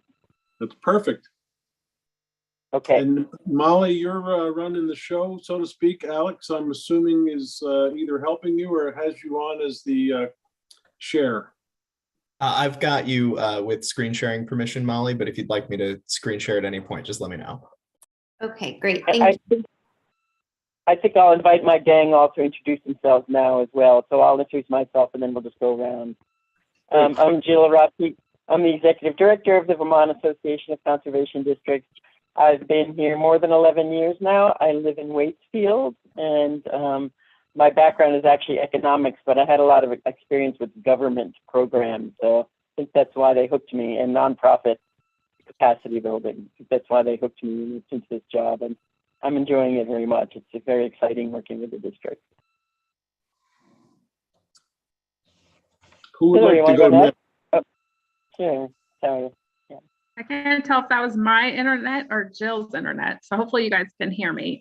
Hillary Solomon with the Poultney Midway Natural Resources Conservation District, and our office is in Poultney, Vermont. I live in Middletown Springs, Vermont. So hopefully you could hear some of that.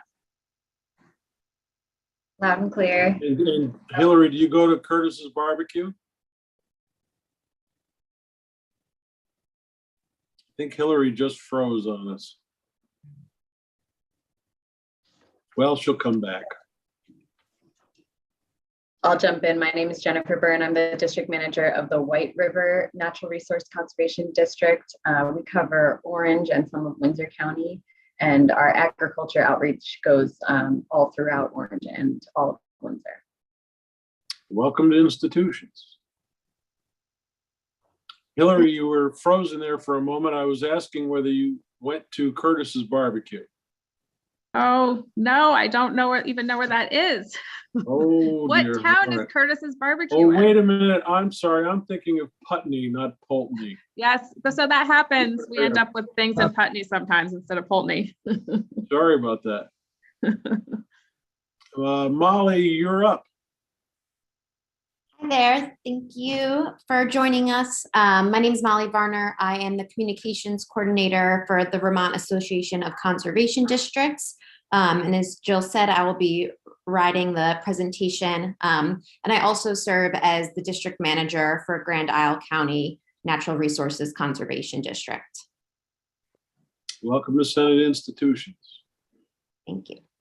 And I will go ahead and share my screen. So just please bear with me 1 minute.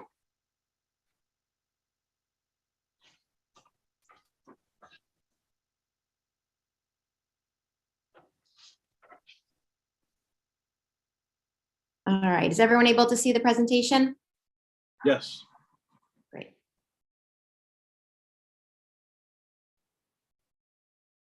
Great. We'll launch right in then. I think we can go on to the next slide.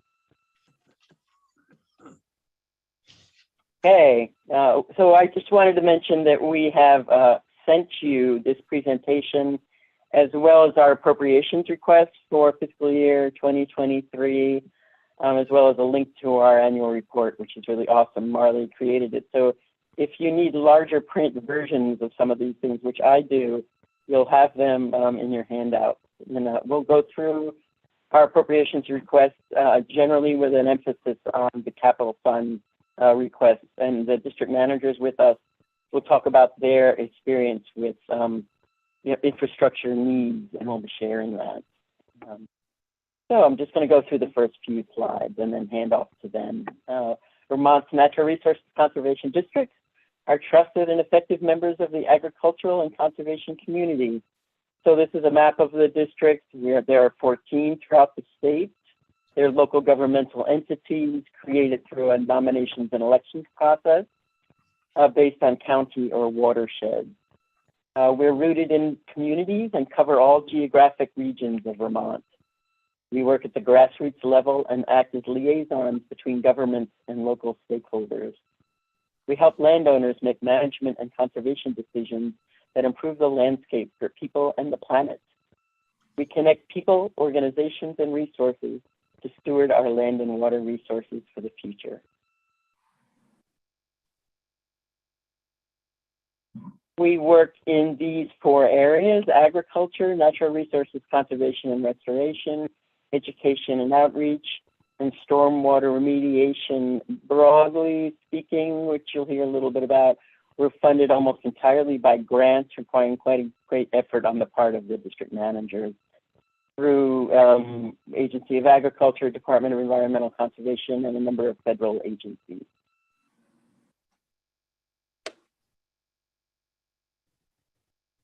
We work in all aspects of natural resource assessment, technical assistance, project development, and project implementation. And our focus, because we're natural resources, is water quality, soil health, climate resilience, and economic viability. So you can see the people that conservation districts work with, the customers, our landowners, farmers, towns, and other partner organizations. So the circle here basically emphasizes the cycle of project development and implementation, assessment and monitoring, education and outreach, planning and technical assistance, project design, coordination, and implementation. And then we also have a role of representing local people upwards in program and policy development.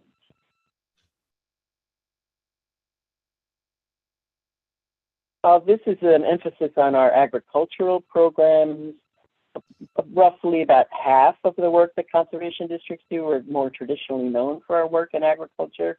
But in fact, those other programmatic areas districts also do a lot of work in. So this gives you a feel of some of our agricultural activities, which we're not going to emphasize that much today because it's a wide range. But I just would like to brag about one program where the conservation districts have had fabulous results, and it's a nutrient management planning program. It's implemented by conservation districts in partnership with UVM Extension. We work with over 200 farms to develop a nutrient management plan. For those of you who don't know, this plan is what enables them to get the benefits of manure and other nutrients for the crops they're going to feed their cows without getting too much runoff. So it's getting the right balance. That's what a nutrient management plan is all about. We work with 200 farms to do nutrient management plans, mostly small and certified farms. Conservation districts tend to work with this group, and many, more than half of those farms went on to implement about 3 times the number of conservation projects and management changes to protect water quality. Conservation, this is our organizational chart. This is the one where I thought you might need a larger version, and it is in your handouts. This is shows you basically our structure. I won't go through it just to save time. We were created by the 1939 Soil Conservation Act as really a partner to the Natural Resources Conservation Service, which is a federal agency aimed at protecting soil resources at the time.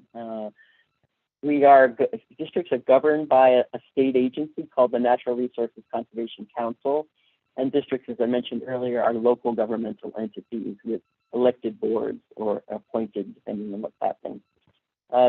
Conservation districts are mandated to preserve, this is a quote from our statute, lands, water, forests, and wildlife by conservation, development, and use to protect and promote the health, safety, and general welfare of Vermont's people. So this is a quote from the Soil Conservation Act. However, unlike conservation districts in other states, Vermont's districts do not receive adequate funding through state appropriations to fulfill their mandate. We do lots of good work, but we could be doing so much more. So this year we've submitted a $3.85 million appropriations request. And I'm just going to go through these briefly, and then we'll basically jump to the equipment and capital improvement needs. So the 1.5 million is for operating, is for base funding to support ongoing operating expense. At the moment, as I mentioned, conservation districts are almost entirely funded by grants, which has its limitations. We're very focused on what the outcome of the specific grant is and does not enable districts to have a management and wider assessment engagement role with all parts of their community as they would like to. So we currently receive $112,000 through the Agency of Ag, and we're basically asking to bring that up to 1.5 million. Then we have 2.1 million for a training program for agricultural resource specialists. These are technical assistance providers who help farmers navigate the huge range of programs that are now available to support them in protecting water quality and natural resources and implementing climate resilience programs. And then we're requesting $248,000 in one-time funding for 2023 for immediate equipment and capital improvement needs. Conservation districts have been called out this year, both in comments to the governor, public comments to the governor regarding the 2023 budget. Districts received the highest number of supporting public comments, 107 public comments. So there's a lot of public support for the work that conservation districts do. And we were also called out in the new climate action plan, which recommends that districts receive funding specifically to do outreach to farmers, foresters, and landowners with education and outreach about climate resilient practice implementation. I think we're going to skip the next 2 slides and go straight to this one, and I'm going to hand off to Hillary. Hillary and Jennifer both have requests as part of the capital fund request, and they're going to speak to you about their needs as well as the needs of other conservation districts who weren't able to be with us today. Great, thank you, Jill. And I have to say thank you so much. It's so nice to be here today. So thank you for allowing us to speak. I've never made a request like this before, so it feels really nice to be able to meet the folks who help make some of these decisions and have this conversation. So thank you. I'm with the Poultney Medway Conservation District. I mentioned we're in Poultney, Vermont. We're a watershed-based district, so we have the Poultney and Medway watersheds, which both drain to South Lake of Lake Champlain. It's the Vermont watershed that drains to South Lake. And we were the earliest district. We started the petitions to form the district, started the meetings across the towns in our area, started in 1939, and then we became a district in 1940. So the towns in our area got together and they had discussions about the vision and how what they wanted to see the conservation district do. It began as a peer-to-peer sort of a space for farmers to meet and share with each other experiences that they had with different conservation technologies. And so from the very beginning, the conservation districts have been rooted in the community, and we remain so to this day. Our services have expanded beyond farming. We work with towns and other landowners who aren't farmers. But our boards are people who live locally and who are involved in a variety of activities related to natural resources. Our work is all non-regulatory, so we work with folks on a voluntary basis, help connect them to resources to address any type of resource concern. We connect them to resources such as financial or cost share programs to help them address resource concerns like soil and water quality issues on their properties. And we're the boots on the ground force, I guess you would say. We know the local landowners. We're able to connect them to state programs, federal programs. We also sometimes get grants from private groups or private nonprofits who are granting entities, and help connect local landowners and towns and other groups to resources to address concerns. However, the way that we're funded doesn't really allow for us to save money or make capital improvements for our own office space or equipment vehicles.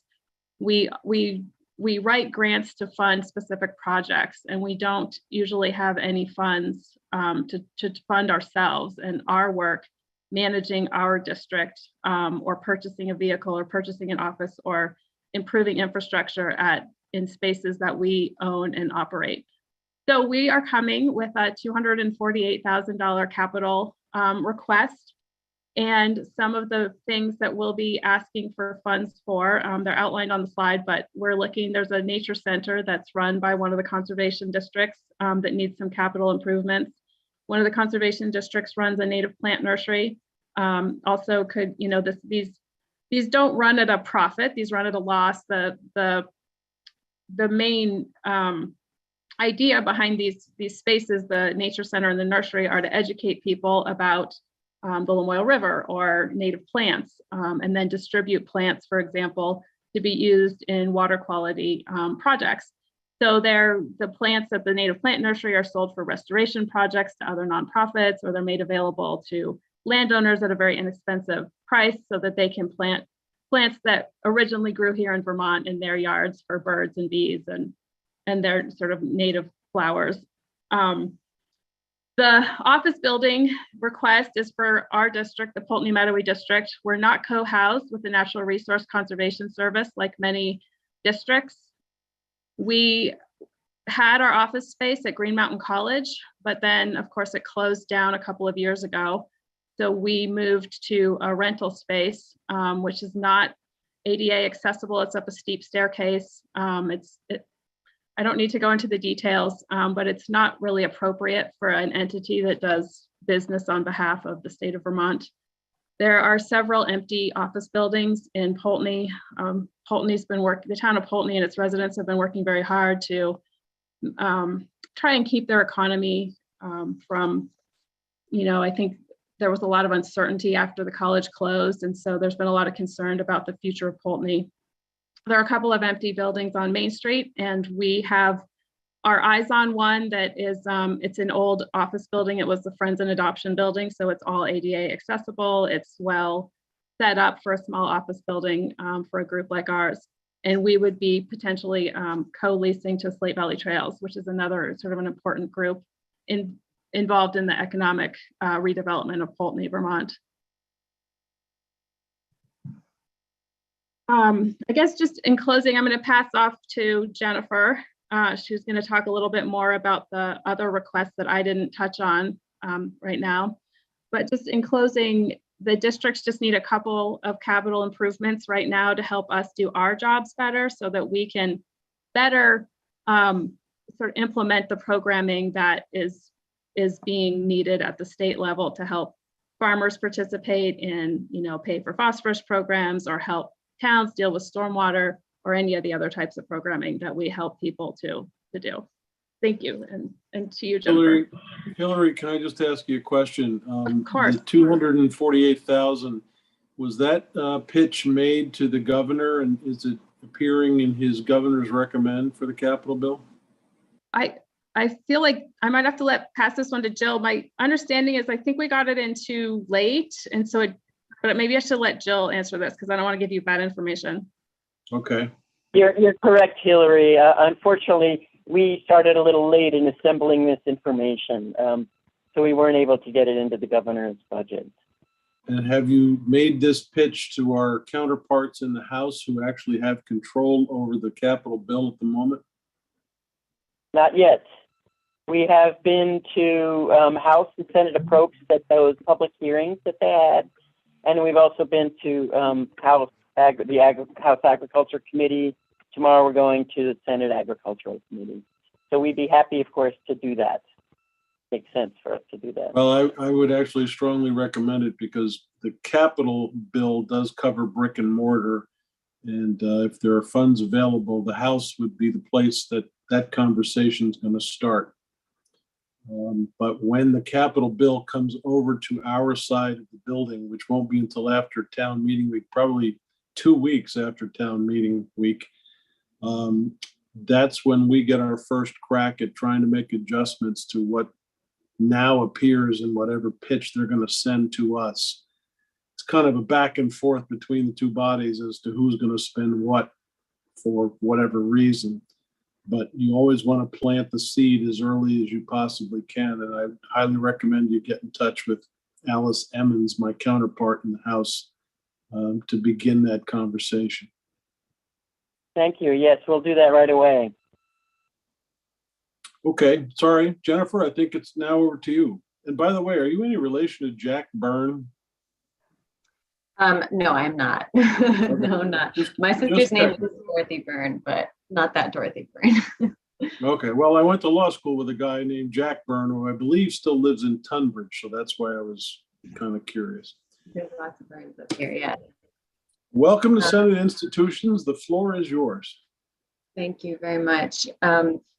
I'm just going to briefly touch on the request for funding for vehicles and how the conservation districts benefit from having a vehicle, especially a truck that we can not only drive our plant materials around in the case of districts who do their duty sales, but also to help operate our equipment rental programs. Our district owns a no-till drill, and we partner with the Connecticut River Watershed Farmers Alliance to run an equipment rental library throughout this side of the state, throughout a lot of the Connecticut watershed. And through that program, we have 3 no-till drills and a roller crimper available for rent throughout the watershed. And having this truck will certainly help.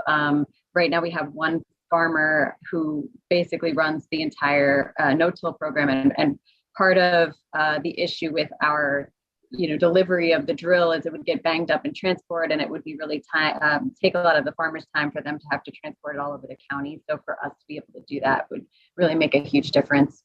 And in addition, we're driving out to farms quite often and putting a lot of miles on our own cars. I think just a bit of a broader overview of the conservation districts from sort of a community engagement standpoint. We were established in order to really build in community voices into natural resource decision making. So our boards are made up of elected officials. Our district supervisors are publicly elected. And the Natural Resource Conservation Council, our overarching council that was established in the 1939 Soil Conservation Act in Vermont, that council also hosts, is representatives from our board serve on that council. So I just really would love to see, that connection be made with the council. I think that's another opportunity through this request is to, bring it. I was taken by Hillary's comment earlier, being happy to be here. I really am. I'm so happy to be here. I'm happy to be involved in this process. And that's part of what we're formed to do, is to help people be involved in these types of decision-making processes. So it's good to be learning as we go, and it would be great to be considered, as an agency of the state, to be considered ahead of time in these types of budgeting decisions, so that we can be included in the process going forward, thinking about funding us. So currently, just to recap, we're inadequately funded to perform our legislative mandates to monitor local natural resources and perform community engagement work. And because of our funding is from project-based grants, we're spreading our staff out across many grants, which are tied to specific deliverables. So for example, in 2021, the 14 conservation districts wrote 195 grants to support our work. One district alone currently manages 40 grants to support the work of only 4 staff members. And this project-based funding dilemma creates a barrier for district managers to be able to be responsive to the needs of our communities, limiting our ability to engage with and educate communities at a broader level, and respond to community requests for assistance. That's all I'll say for now. I'm happy to take questions. So just to educate all of you, in making this pitch, the capital bill that we deal with is something that funds brick and mortar purchases primarily. The equipment that you have in this list, for instance, may have to come from a different pot of money. And I haven't wrestled in my own mind yet with what I see on your list and whether we can entertain some of the things on there. But before I turn it over to any questions, I see Dan Dickerson and Eric Philcorn are both on the line with us. And I'm going to ask if either of them knows off the top of their head whether or not the institutions committees could fund something like a truck under these circumstances. Joe, can we take the screen down? Yes. I'm waiting to see whether Eric or Dan leap onto the screen here. They may be trying to avoid answering the question. What's the governor's recommend, Mr. Chair? As I understand it, they were too late in getting to the governor's recommend. Well, what's his recommend now? Does he have any statement? I don't know off the top of my head, Dick. Dan Dickerson, do you happen to know whether the capital bill would be able to cover something like a truck? I don't know off the top of my head, but I can certainly get back to you with the answer. It's not 20 years, so I don't know how it would. Yeah, I mean, that's my thinking is probably, but I don't want to tell you that definitively and then be wrong. Yeah. So just for all of you witnesses who are here for the first time, it may be that you're in need of seeking to make this pitch in a number of different committees that handle different pots of money. That's just the way the legislative process works. But you may get some more guidance if you're going in front of agriculture. They may have some different ideas on how to make that approach. Committee questions? All set, thanks. Okay. Mr. Chairman, I just want to make a comment. Sure. I'm delighted to see how delighted you are to be here. Not all witnesses are. So, thanks. Good to see you. I don't know why the institutions committee seem to be fun and friendly in my experience. We like to think because so. People really like dry hydrants. Yeah, that's one of our internal jokes. If any of the other witnesses don't know about dry hydrants yet, Jill, I'm sure you'll let them know what those are. They know. Okay. Well, I want to say thank you very much for coming before us. And I'll repeat that something I said earlier. The capital bill is a vehicle that goes through the system, and it starts on the House side. The capital bill is primarily to fund brick and mortar for the state and whatever uses that we determine are appropriate. But it comes over to us after crossover, which is generally just after town meeting week. And when it gets to our doorstep, we have the ability to tweak it in whatever fashion we choose and make a counter pitch back to our House counterparts And then we try to go back and forth and eventually settle on a number and all the things we want to spend on. So the conversation may continue. If you end up with either out anything on the capital bill when it comes over to us, or they've tweaked it in a way that is problematic for you, you can always come back and have another conversation with us. I can't make any guarantees, but that's generally how the process works. We have people coming and going, making conversation with us all the time in order to try to eventually arrive at consensus with the other body. So thank you all very much for coming to join us. We hope to see you again. And I guess that's about it.